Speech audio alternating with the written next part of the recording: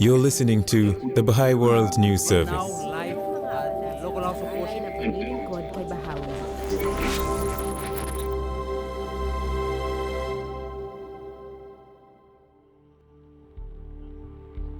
In this episode, we hear from Lyazzat Yangaliyeva and Timur Chekparbayev from the Baha'i Office of Public Affairs of Kazakhstan as they share insights from their participation in some of the prevalent discourses in the country over the years. From the Bahá'í World News Service, this is In Conversation, a podcast series that explores experiences from Baha'i efforts to contribute to social progress, from the grassroots to the international level.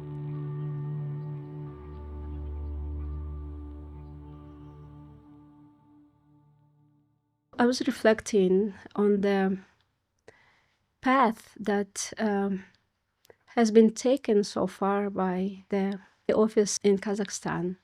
Although the experience was very modest and there is much to do ahead, still it was an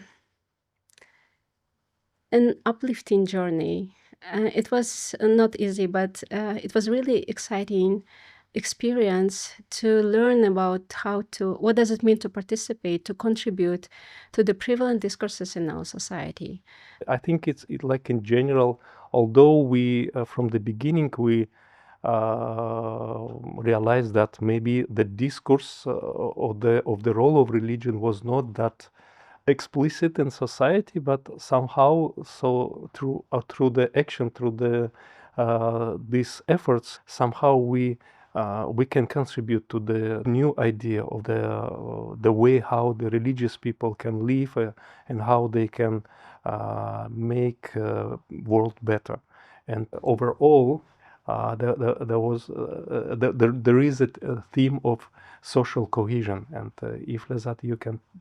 Yeah, actually, the themes that we were, the office was exploring, because the processes in Kazakhstan and the society, the challenges that the society faced with, I think it influenced the subjects that office was choosing to or trying to contribute to.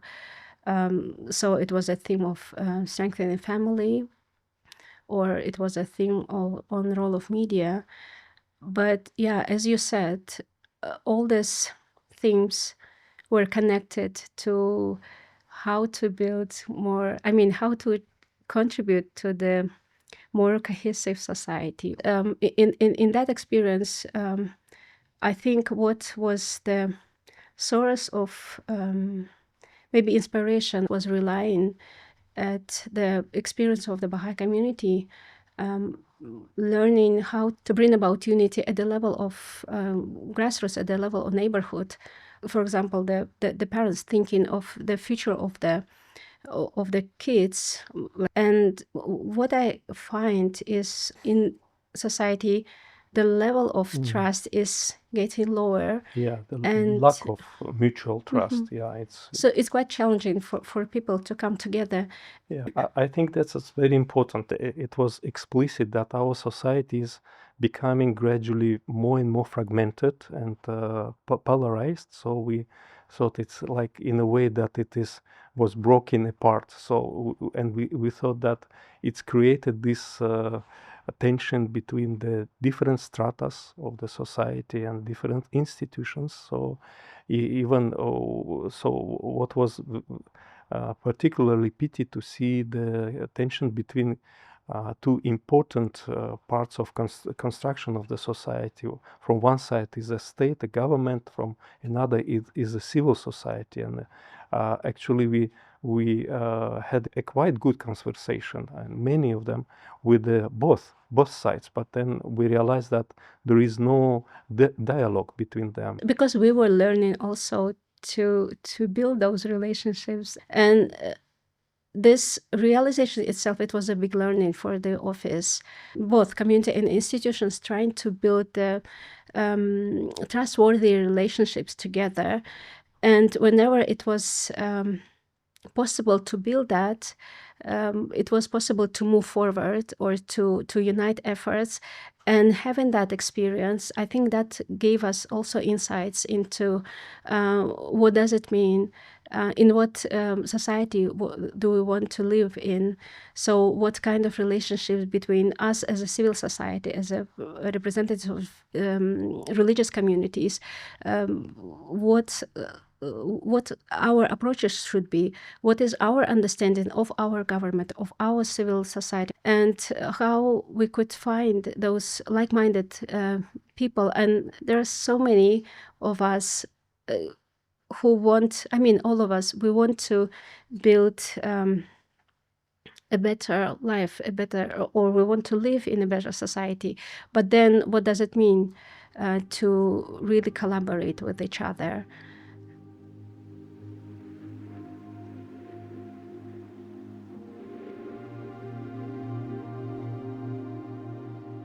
Yeah, this collaboration should go even further. So we also explore the possibility how we can rely on each other. There is a lot of obstacles. So in this way, there should be some constructive force that could encourage people to overcome these obstacles, this prejudice and this maybe misconception. And as it was described in the writings, we should look at the society as the human body. So how the different parts of the body, then they can be in such cohesion, in such a collaboration, that although it's belong to the material aspect of reality, but it creates something metaphysical, which is human consciousness. So, and if we can really apply this analogy to the society, it really can transform their understanding, and I think that transform the even evolution of the humanity. And what I think helped the office to move on is this the realization of the idea that we are all one, that it's all us. And it's not us and them, it's our government, it's our society we live in, it's our organizations, it's our citizens. And how can we all collaborate or unite our efforts? And in order to collaborate, we need to know each other, we need to interact with each other and avoid maybe some bias, prejudices, or stereotypes that is influencing the minds of people. We always thought about the existing relationship between those who really contribute or participate in building the society. That's like three segments: the institutions, then communities and individuals, and of course it requires conceptualization, the relationship. So we should see it in a new light, and in this way, I think if all these three elements will be driven by the one unite purpose of to build peaceful society, will all the conditions, will all the requirements, including the implementation of principles of consultation, then including elimination of prejudice, biases, and then being more in a mode of listen to each other. I think this is the common aspiration for all the people to live in peace, in harmony. I think on this way, the society should be guided by the spiritual principles, and the part of religion is very crucial. Kazakhstan's Baha'i Office of Public Affairs has engaged with diverse segments of its society to explore various dimensions of societal harmony. Through these conversations, the office has examined many topics of wide interest, including the role of media in fostering a more cohesive society, the transformative power of the arts, and the equality of women and men. You remember, during the pandemic, it was really, I mean, we all immersed into the media, yeah? So it's an environment, and people were bombarded with information, and it was, there was a lot, all these tendencies to take sides or to, hate speech was there also, and so many organizations was really concerned with this. And I remember the office was reflecting, because it says about the role of media in society in the teachings of Baha'u'llah, and it says that it's a mirror that reflects the society, and how it can be distorted also, and how it can perpetuate some of the divisions between people. In Kazakhstan, you remember, religious communities and media was really apart, and it was like there was a lot of bias and, as you said, preoccupations.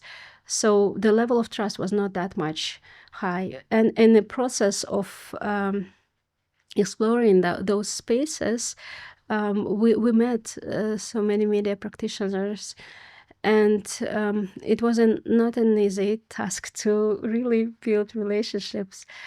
And it took time before some collaboration could started. But finally, somehow, this wonderful project started by Internews, the promotion of freedom of beliefs.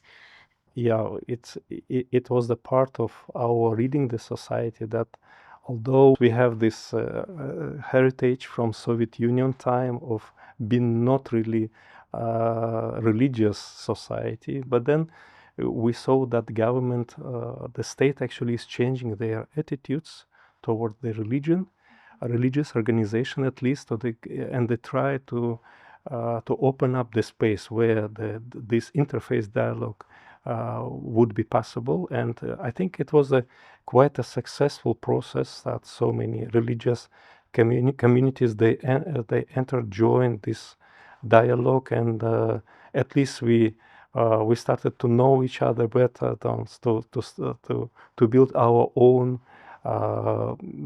friendly relationship. It was we realized that we do not live in a society where there are like 2 or 3 religious communities. I mean, we saw all the diversity of different religious communities who contribute. Yeah, and it was very amazing. Some influence journalists, they brought together others journalists, and they started in general to think in what way the religion should be covered in the media, and covered in a way that religion is also the part of the process, and they can contribute. So, and finally in the project, the friends from media and from government, they become the partners, they become the collaborators.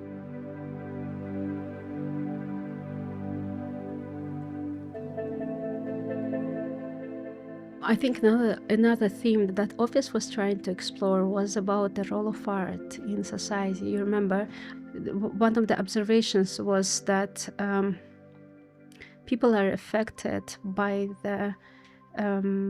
this division and taking sides. And office opened a conversation on the constructive role. What is the role that art should play? And in this process, we met a wonderful couple, Aziz Zairov and Natalia Bajenova. Unfortunately, just recently we lost Aziz.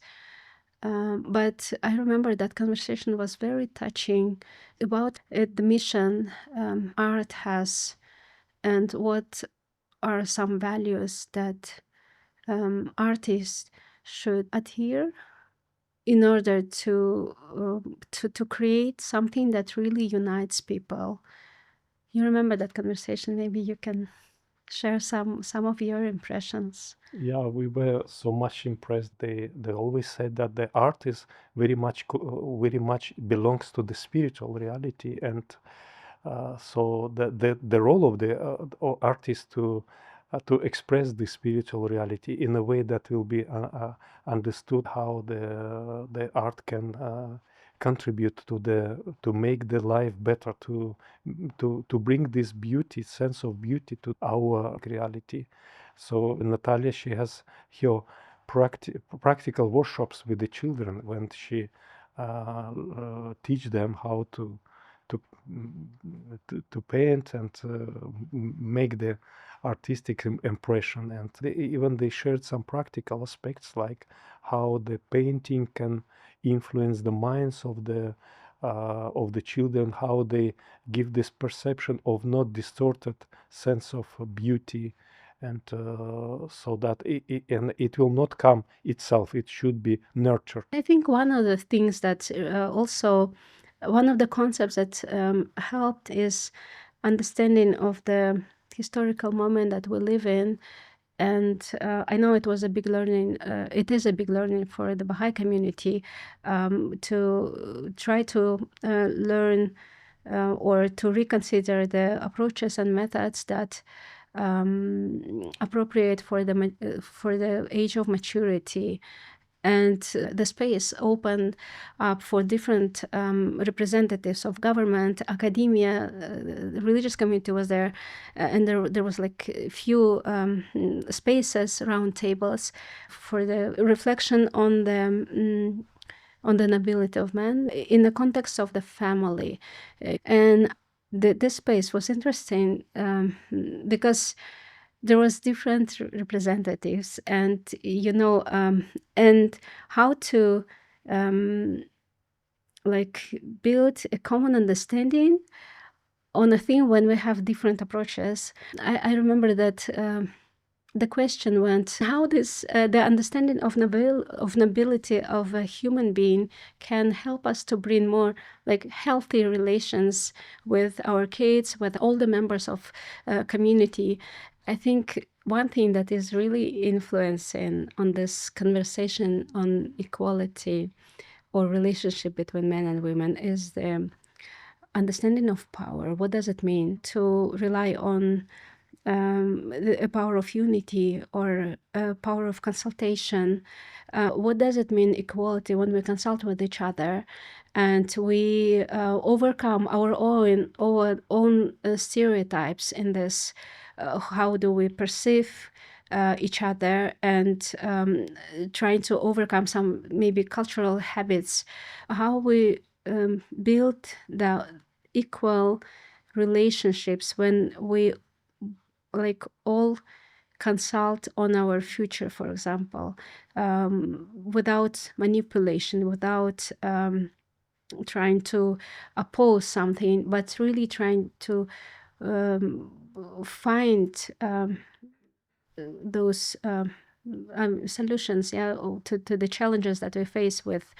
So the creation of an environment when everyone feel equal and can reflect on something that which really important for all of us, it opens up some new perspectives and it makes us closer to each other. And that, I think, that was one of the big learnings of those spaces.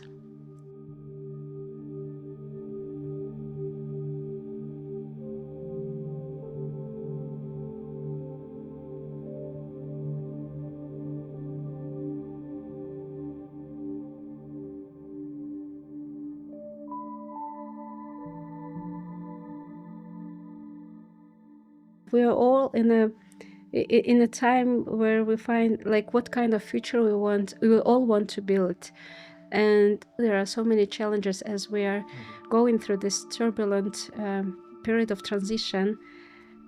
Still, there are so many signs of hope, which I think is really crucial and essential to have, because otherwise it's very hard to move forward. I think, Lyazzat, when you was talking, I also just just realized that one of our actual common observation was very inspiring, that the people are really ready and they're looking for the clarity actually, and in this way conversation plays important role, that we can discuss together, and when there is no such a motion of being us and them, we can come together and be united in the same aspiration, and this is the way how we can generate the knowledge and reconsider the things, and finally we can find a way how to make this world better and to overcome all the obstacles, problem, and challenges. Yeah, this is bringing about unity is actually, sometimes it looks very abstract, yeah.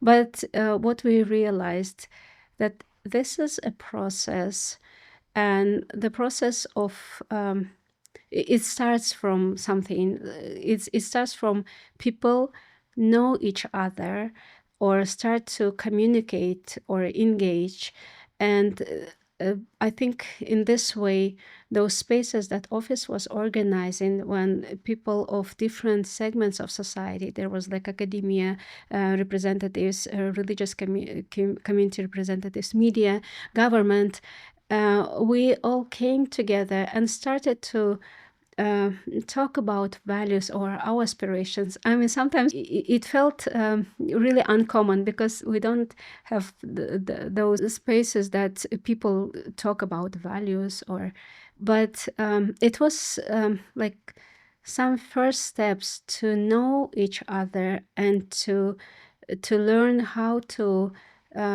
build that, create that atmosphere when we all can talk on some important things.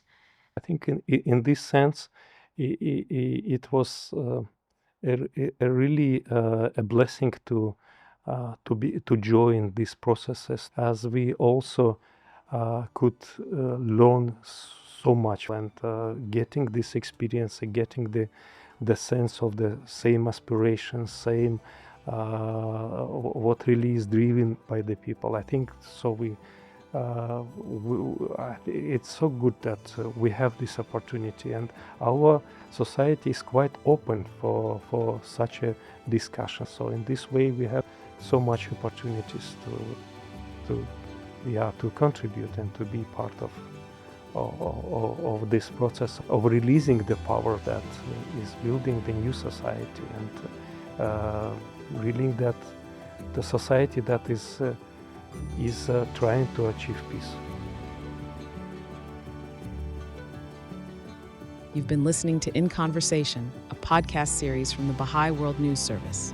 For more podcasts and stories, visit news.baha'i.org.